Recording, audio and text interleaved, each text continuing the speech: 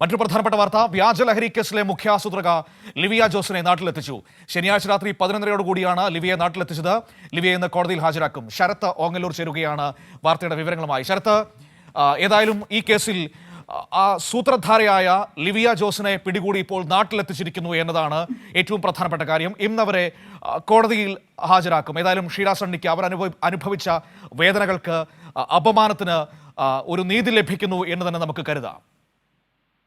തീർച്ചയായിട്ടും ഇത് തന്നെയാണ് പറയാനുള്ളത്. ഈ ഷീല സണ്ണിയുടെ കേസ് നമ്മൾ പരിശോധിക്കുമ്പോൾ അതിനകത്ത് വളരെ ശക്തമായി, അല്ലെങ്കിൽ വളരെ നമുക്കൊക്കെ ഭയങ്കര സങ്കടം തോന്നുന്ന ഒരു കാര്യം, ഒരു കുറ്റവും ചെയ്യാത്ത ഒരു സ്ത്രീ ഇത്തരത്തിൽ ലഹരിക്കടത്തുകാരി എന്ന മുദ്ര കുത്തപ്പെട്ട് 72 ദിവസം ജയിലിൽ കിടക്കുന്ന ഒരു സാഹചര്യം ഉണ്ടാകുന്നു.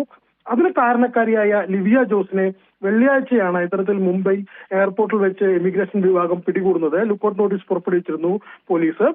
ഇതിനെ തുടർന്ന് പാസ്പോർട്ട് റദ്ദാക്കുന്ന നടപടികളിലേക്ക് കടക്കുന്നതിന് ഭാഗമായിക്കൊണ്ട് അതിനെ തടയുന്നതിന് വേണ്ടിയിട്ടായിരുന്നു ദുബായിൽ നിന്നും മുംബൈയിലേക്ക് എത്തിയപ്പോൾ ലിവിയ ജോസിനെ ഇത്തരത്തിൽ ഇമിഗ്രേഷൻ വിഭാഗം പിടികൂടിയത്.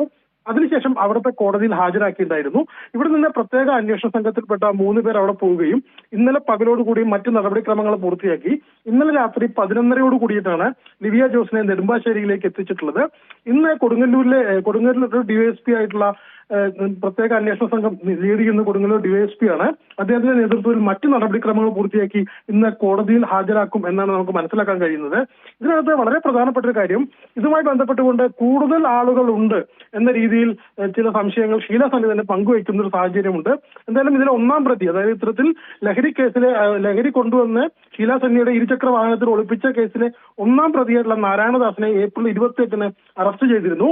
അതിനെ തുടർന്നാണ് ലിവിയ ജോസിലേക്ക് അന്വേഷണ സംഘത്തിന്റെ അന്വേഷണം നീണ്ടതും ഇവർ ഒളിവിൽ പോകുന്ന ഒരു സാഹചര്യം ഉണ്ടാവുകയും ചെയ്തത്. മനു, ശരി, ഏതായാലും അവരെ നാട്ടിലെത്തിച്ചു. കോടതിയിൽ ഹാജരാക്കി നിയമ നടപടികൾ മുന്നോട്ട് പോകട്ടെ.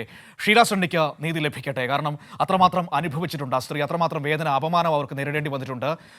ഈ ലിവിയയും ഒപ്പം തന്നെ നേരത്തെ അറസ്റ്റിലായ ഒന്നാം പ്രതിയായ നാരായണദാസും ചേർന്ന് നടത്തിയ ഗൂഢാലോചനകളുടെ ഒടുവിലാണ് ആ സ്ത്രീക്ക് ഈ അപമാനമൊക്കെ നേരിടേണ്ടി വന്ന കള്ളക്കേസ് ഉണ്ടാക്കപ്പെട്ടത് എന്നാണ് നമ്മൾ ഈ കേസുമായി ബന്ധപ്പെട്ട് മനസ്സിലാക്കിയിരിക്കുന്നത്. സത്യം വേഗം പുറത്തു വരട്ടെ, ചുരുളഴിയട്ടെ. അതിന് പുറകിൽ പ്രവർത്തിച്ച ഇവർക്ക് യഥാർത്ഥ ശിക്ഷ വാങ്ങിച്ചു നൽകാൻ അന്വേഷണ സംഘത്തിന് കഴിയുകയും ചെയ്യട്ടെ.